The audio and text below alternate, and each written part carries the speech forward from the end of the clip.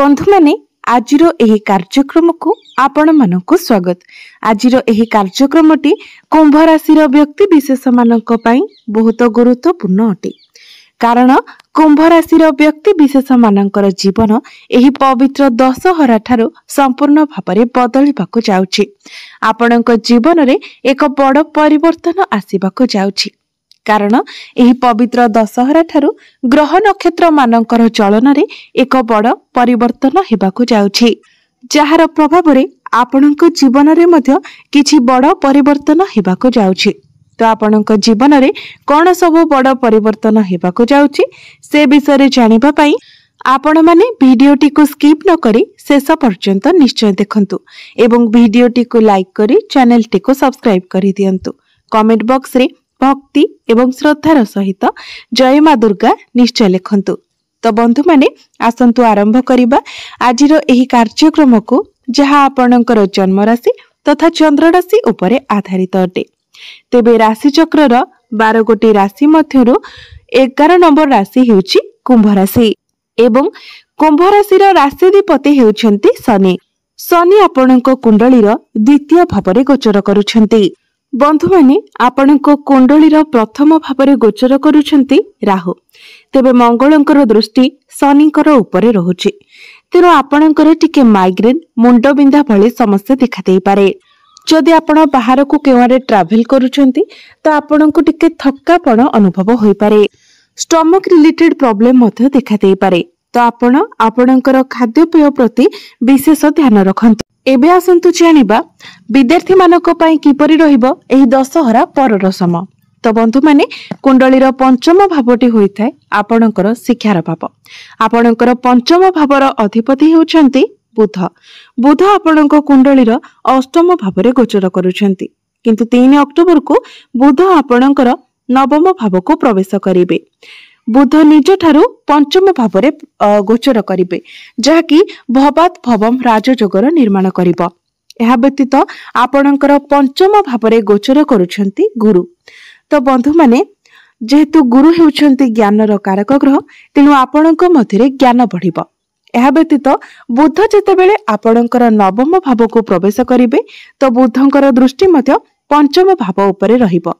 तो आपणक मध्यरे बुद्धिमता बढ़िबो, जहा फଳରେ एही दशहरा परठारू आपणकर शिक्षा क्षेत्र बहुत भल रहिबो। आपण जदि पाठ पढ़ा रिलेटेड किछि भी डिसिजन नेबा पई चाहुचंती तो सेथिरे आपणको सफलता मिलिबो। जदि आपण उच्च शिक्षा करिबा पई चाहुतिले तो समय आपणको साथ देबो, कारण नवम भावटी होइथाय उच्च शिक्षार भाव एवं बुध जेतेबेले नवम भावरे गोचर करिवे ताहा आपणकर उच्च शिक्षा पई शुभ फल प्रदान करिबो। एवं एही दशहरा परे जदि आपणकर किछि एग्जाम अछि, कॉम्पिटिटिव एग्जाम अछि, प्रतियोगिता मूलक परीक्षा अछि, कोनोसी सरकारी परीक्षा अछि तो सेथिरे मध्य आपणको सफलता मिलिबो। एवं जदि आपण किछि फॉर्म फिलअप करबाकू चाहुतिले किबा एडमिशन नेबाकू चाहुतिले तो सेथि पई मध्य समय आपणक पई बहुत भल रहिबो। पूर्वरु आपणकर पाठ पढ़ारे जहा किछि समस्या थिला, जेमिति कि जदि आपणकर पाठ पढ़ारे आग्रह आसुनथिला, आपणकर मन एकाग्र रहुनथिला, से सब समस्या मध्य दूर होई जिवो।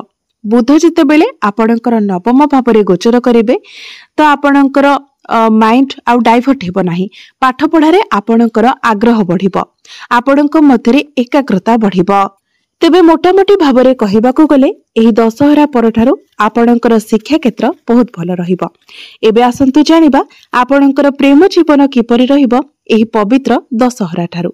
तो बंधु माने कुंडलीर पंचम भावटी आपणकर शिक्षार भाव हेबा सहित पंचम भावटी मध्य होइथाय आपणकर प्रेम जीवनर भाव।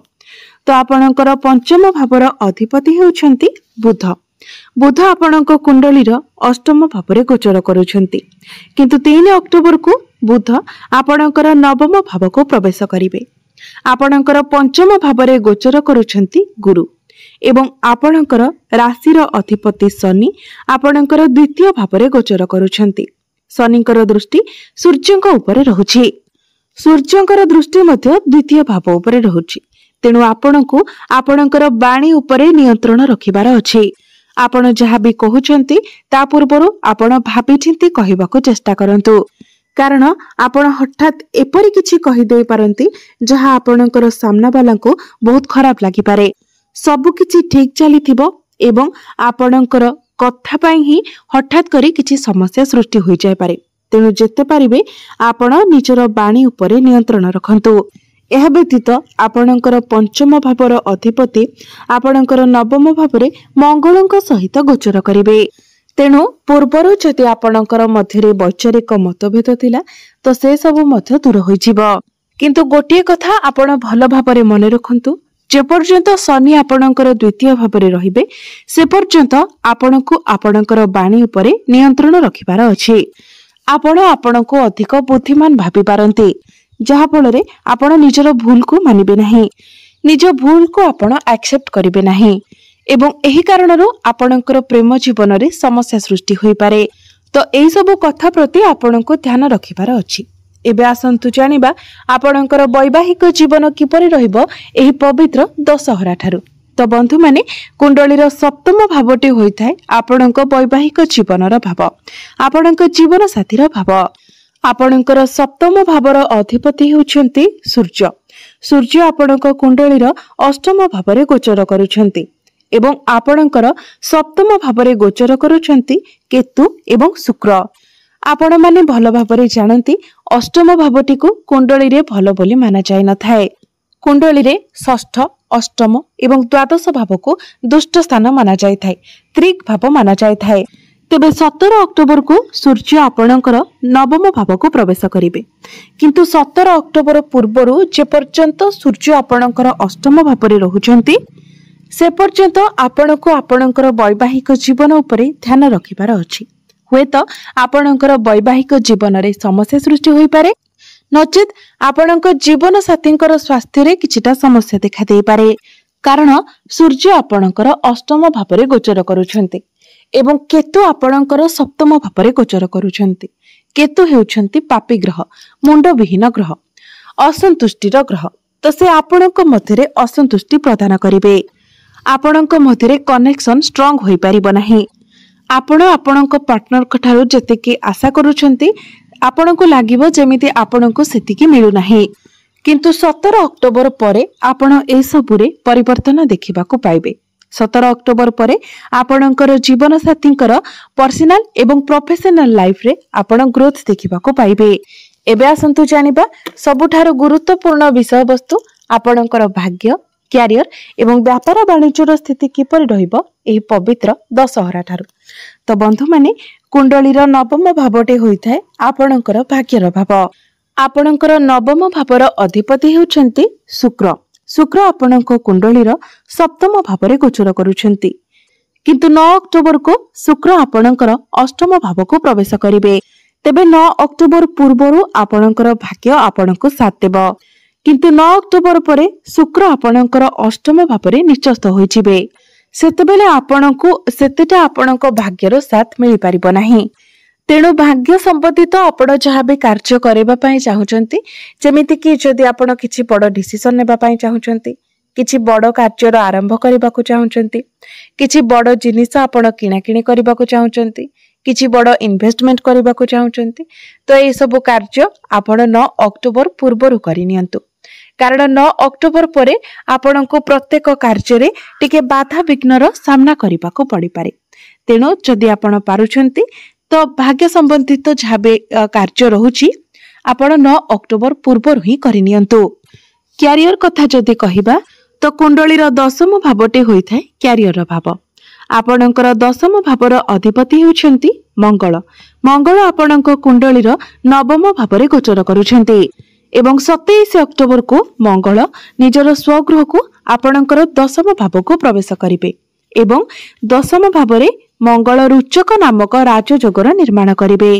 तेबे बंधु माने मंगल तो आपणकर त्रिकोण रे गोचर करूछन्ति, भाग्य भावरे गोचर करूछन्ति, किंतु मंगल निजर शत्रु राशि रे गोचर करूछन्ति। तो काम तो आपणकर ठीक रहिबो, किंतु मझिरे मझिरे आपणक मनरे शंका देखा देई पारे, आपणकर मूड स्विंग होई पारे। आपण निज हिसाब रे काम करबाकू पसंद करिवे। काम को आपण टाळी पारंती। आजिरो काम को आपण काली करिबी, परदिन करिबी, एभली चिंताधारा आपणकर मन को आसी पारे। काम कार्य आपणकर सेतेटा आग्रह आसीब नाही। एहा व्यतीत वर्तमान आपणक राशि रे शनि 7.5 अंतिम चरण चलुछि। तेणु आपणक मन को अनेक प्रकार चिंताधारा आसीब एवं मंगल आपणकर नवम भाव थिबा कारणरो आपणकर मूड स्विंग हेबो। किंतु जेमिति ही 27 अक्टोबर को मंगल आपणकर दशम भाव को प्रवेश करिवे तो आपणक क्यारियर को लेकी जहाँ सब प्रॉब्लम थिला से सब दूर हो जिवो। जो मानक निकट रे चाकरी नथिला, जो माने चाकरी पाई चेष्टा करुथिले सेमानकु चाकरी प्राप्ति हेबार बहुत अधिक संभावना रहुछि। तेणु आपण निज तरफरु चेष्टा जारी रखंतु। जदि आपणकर टार्गेट बेस काम रहिछि, आपण गवर्नमेंट जॉब करूछंती तो ए सब क्षेत्र रे आपणकु अधिक सफलता प्राप्ति हेबो। बिजनेस कथा जदि कहिबा तो एही दशहरा परठारु बिजनेस आपणकर बहुत भल रहिबो। बिजनेस रे आपण प्रॉफिट देखिबा को पाइबे। बिजनेस रे आपणकर ग्रोथ हेबो, आपणकर फाइनेंशियल ग्रोथ हेबो, डेली इनकम बढ़िबो। आपण बिजनेस को मध्य आगो को बढ़ाई पारंती।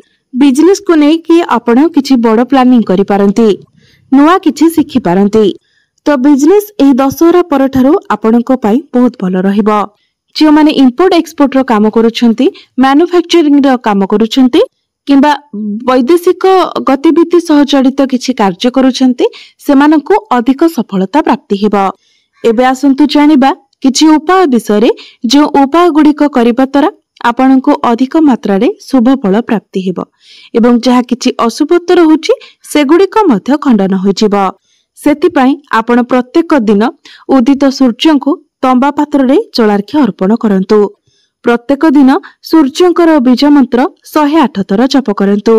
प्रत्येक दिन आदित्य हृदय स्तोत्र पाठ करंतु। प्रत्येक दिन मंगलंकर बीज मंत्र 108 थर जप करंतु एवं प्रत्येक दिन आपण हनुमान चालीसार पाठ करंतु। जेहेतु आपणकर शनि 7.5 चलीछि तो शनिकर प्रतिकार स्वरूप आपण प्रत्येक दिन शनिकर बीज मंत्र मध्य 108 थर जप करंतु। निश्चित भावरे समस्त अशुभत्व गुड़िक खंडन होई आपणको अधिक मात्रा रे शुभ फल प्राप्ति हेबो। तो बंधु माने आपणकर जीवन मंगलमय हेउ, एहा ही ईश्वरंक निकटरे मोर प्रार्थना।